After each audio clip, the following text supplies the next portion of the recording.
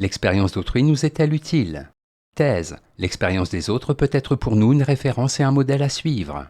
Antithèse. Seules les expériences que je fais moi-même m'apprennent quelque chose.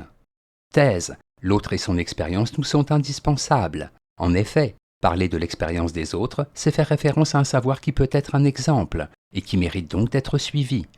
Leur expérience nous permet de nous situer par rapport à eux et à la vie. Elle nous est donc utile. Premier argument, l'expérience est un exemple et une référence. Dire d'une personne qu'elle a de l'expérience en affaires, c'est lui reconnaître une connaissance sûre dans ce domaine, acquise par la pratique. Dire d'une personne qu'elle a de l'expérience en amour, c'est penser qu'elle a appris à connaître ce sentiment, l'ayant éprouvé dans sa vie. Dans les deux cas, l'expérience est une sorte de référence ou d'exemple qui mérite d'être suivie. Deuxième argument, l'expérience d'autrui, ami ou ennemi, nous est indispensable. Dans la question qui nous intéresse, il y a la notion d'expérience, mais aussi d'autrui. Il est celui qui voit pour moi ce que je ne vois pas. Il a une autre façon de vivre, une autre vision des choses. Il est aussi celui qui a expérimenté des situations et qui a traversé des épreuves que je n'ai pas connues.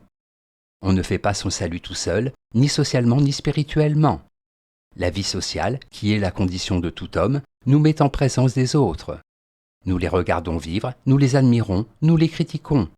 Nous nous faisons une opinion à leur sujet en apprenant à les connaître. Qu'ils soient amis ou ennemis, ils opposent leur propre expérience à la nôtre. Que nous les imitions ou non, selon qu'ils sont pour nous des exemples à suivre ou ne pas suivre, leur expérience nous est utile puisqu'elle nous permet de nous situer. En bref, l'expérience d'autrui est un savoir, une référence, un exemple à suivre. Elle peut donc m'être utile. L'autre m'est indispensable pour vivre, son expérience me permet de me situer et de me connaître.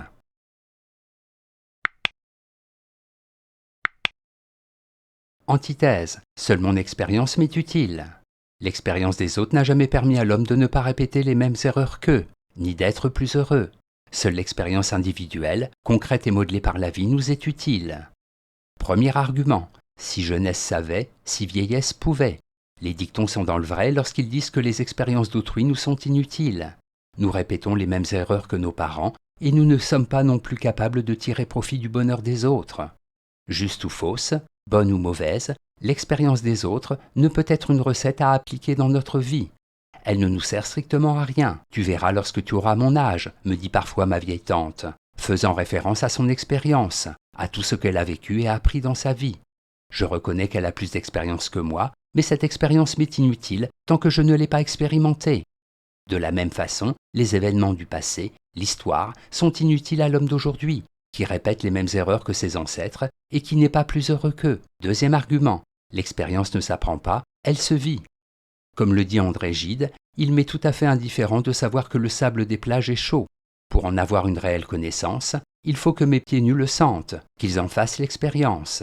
L'expérience des autres m'est donc inutile, ou elle ne peut m'être utile, ce qui revient au même que si j'en fais moi-même l'expérience, avec mes propres idées et ma propre sensibilité, dans des situations concrètes de la vie.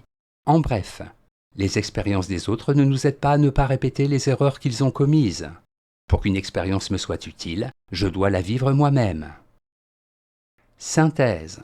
Croisant mon expérience, si tu achètes cette marque de voiture, tu n'auras que des ennuis. Croisant un homme d'expérience, si tu veux avoir un emploi intéressant, il te faut des diplômes. Voilà des conseils pratiques prouvant à l'évidence que l'expérience d'autrui peut nous être utile. Mais notre vie ne se déroule pas selon le schéma immuable et technique d'un mode d'emploi. Elle n'est pas l'application d'une recette qui serait la même pour tous et qui suffirait de répéter. L'expérience d'autrui nous est certes utile, dans la mesure où, par exemple, nous imitons les personnes que nous admirons, nous cherchons en fait à tirer profit de leur expérience, car nous pensons qu'elle peut être bonne pour nous. Mais pour acquérir cette expérience, il faut la faire nôtre, c'est-à-dire la confronter aux épreuves de la vie. Note et commentaire. Expérience. En philosophie, l'expérience est une connaissance acquise par le contact direct, par l'action directe d'un sujet sur un objet. Il s'agit donc de données concrètes et sensibles, à partir desquelles il est possible de construire une connaissance du monde. Cependant, si pour la tradition empiriste, l'expérience est le fondement de toutes nos connaissances, pour les rationalistes, elle est peu fiable, voire mensongère, car donnée par les sens. Citation. Quand j'étais jeune, on me disait « Vous verrez quand vous aurez 50 ans ». J'ai 50 ans et je n'ai rien vu. Éric Satie.